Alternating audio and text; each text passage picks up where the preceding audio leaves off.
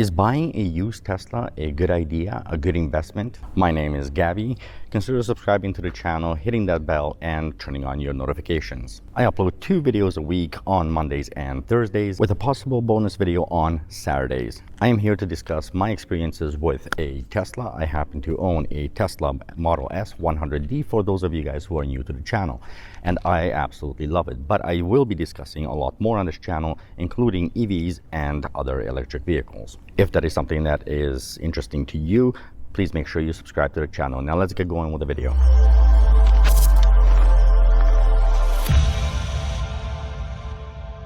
So buying a used Tesla is a question that, well, recently has been popping up a lot more in at least my emails and in my comment section.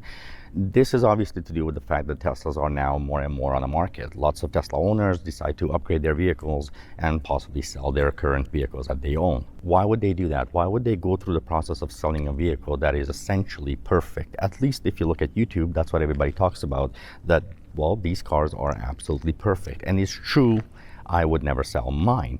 Well, at least that's what I'm saying now. When it comes to your decision on whether or not you should buy a used Tesla, let's say you see something on a Model 3, Model S, Model X, whatever you might be watching, there are some things to look out for, and there are some things that you really should consider before buying a used Tesla. First of all, consider the fact that this is a private owner, or if you're buying directly from Tesla, something that was already traded in. You see, buying a used Tesla, you have to keep in mind that most of these cars are being, well, technically speaking, abused. And the reason for that is, of course, they have a crazy acceleration. They're just simply put a lot of fun. And because they're so much fun, people tend to play with them a lot more. Unlike a traditional vehicle, there's no real moving parts. It's not like you can damage a new piston or you can damage headers. However, there are things that people can damage. And of course, that can be varied from suspension to interior to, well, maybe something was damaged to the motor or maybe even the battery. You buying a used Tesla is a wonderful idea. You can get it obviously for a much better price than you would if you were to buy it new. Of course, that depends on demand because these cars are selling like hotcakes. Let's assume for a second that you're buying something from Tesla Direct, something that was traded in. Go over the vehicle, obviously, make sure everything is good, but Tesla has already technically done this. And of course, Tesla will give you a warranty on your new purchase. But there are some things that you really truly should look out for.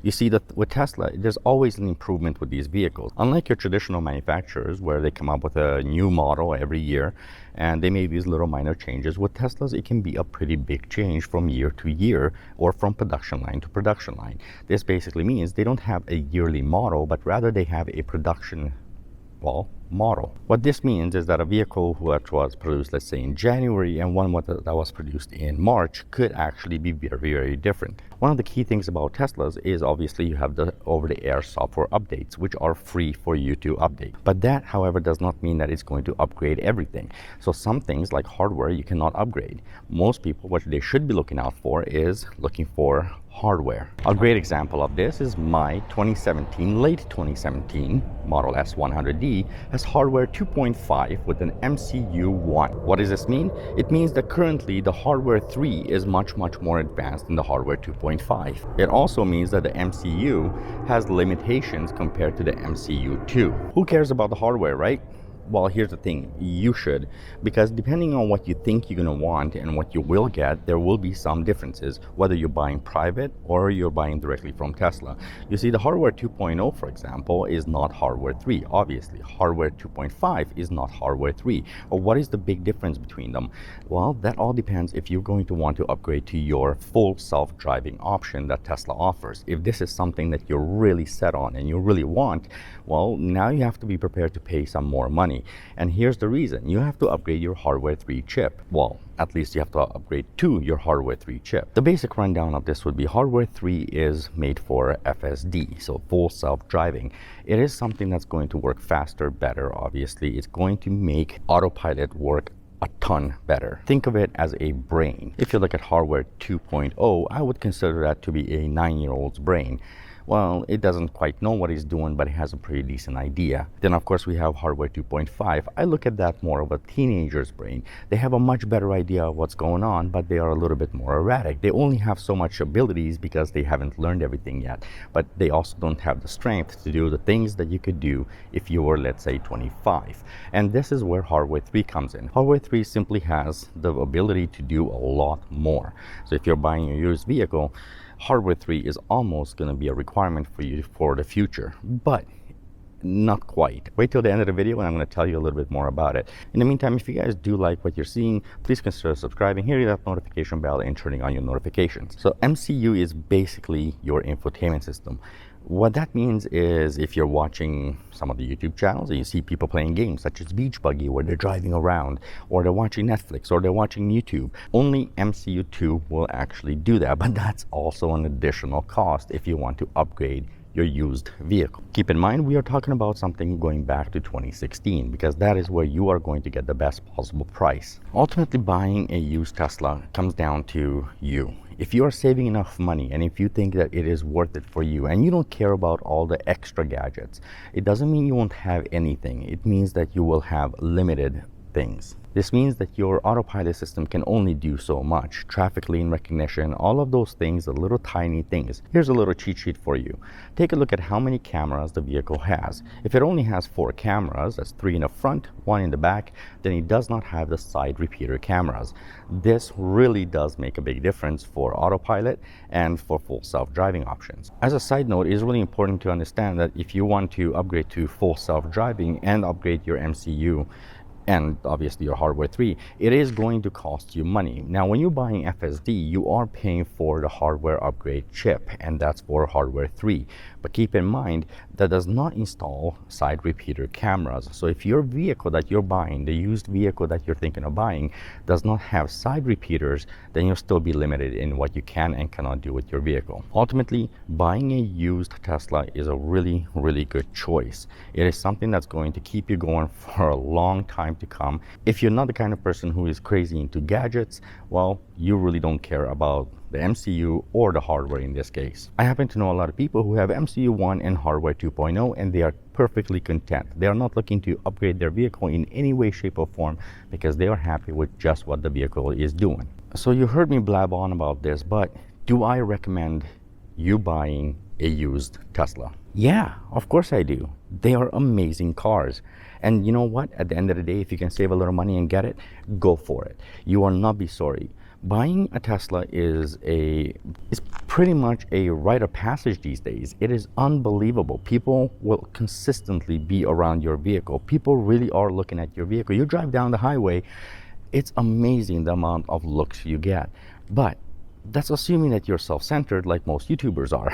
Yeah, well, YouTubers can be self-centered. If you don't care what people think, it doesn't really matter anyway. If it's through a private sale, I highly recommend you get it checked out through Tesla. If you're buying it through Tesla, I highly recommend you buy extra warranty for the vehicle.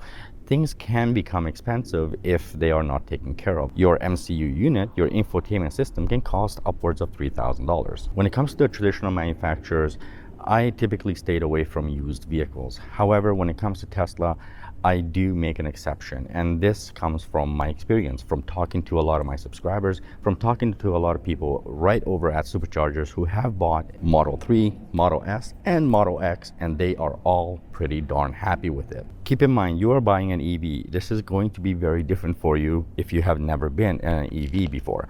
And this mainly comes down to the sensations, the feel, and how your car drives and how you feel when you're driving.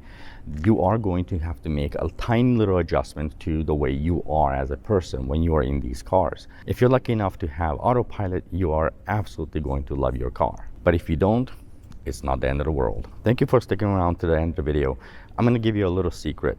When you're looking at EVs in any form, Tesla or another EV, especially when they are used, the key things to look for is price, make sure it makes sense, shop around, see if you can get the best possible deal. Beyond that, try and buy it, in this case, from the manufacturer. If you're buying from Tesla, you see, Tesla will take care of the car before they sell it to you.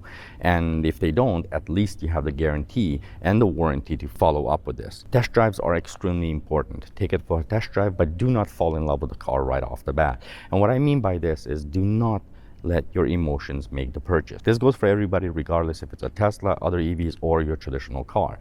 Do not let your emotions buy the vehicle. You have to think about it. Most importantly, do not just do a 5 or 10 minute drive. That is not going to help you in any way, shape, or form. What you want to do is you want to hit the city and you want to hit the highway. Listen for anything that doesn't sound right. Now, with Teslas, they are very, very quiet cars, so you will hear everything. Keep in mind that because the vehicle is so quiet, you will hear everything. And if you've never been in a Tesla before, you've only driven a traditional ICE car, then, well, it's going to be a little weird because you're literally going to be hearing everything. But this is also a good thing. Road noise, wind noise, you don't care about. What you do care so much about is any type of rattle. You can hear if things are going wrong, if something is not attached properly, and make sure you get those things fixed before you purchase the vehicle. Check your infotainment system, check the response time, push every button, figure out how everything works. But most of all, be sure that it's the vehicle that you want to buy. Do your research, and by being here on this channel, by looking at this video, I am sure that's exactly what you're doing. So that is the end of the video. I hope it was helpful to you, and if it was, again, please consider subscribing, hitting that notification bell, and turning on your notifications so you don't miss any future videos at all. Remember, I upload every Monday and every Thursday with a possible bonus video that week. If you do decide to buy a used Tesla, please don't hesitate to send me a photo, summontesla@gmail.com, and I would love to know what made you decide to buy the car, what kind of things you were going through, how your experience was, and more importantly, are you happy with your purchase? With all that said, thank you so much for watching. I truly appreciate your support. Drive safe, and please stay safe out there. Bye.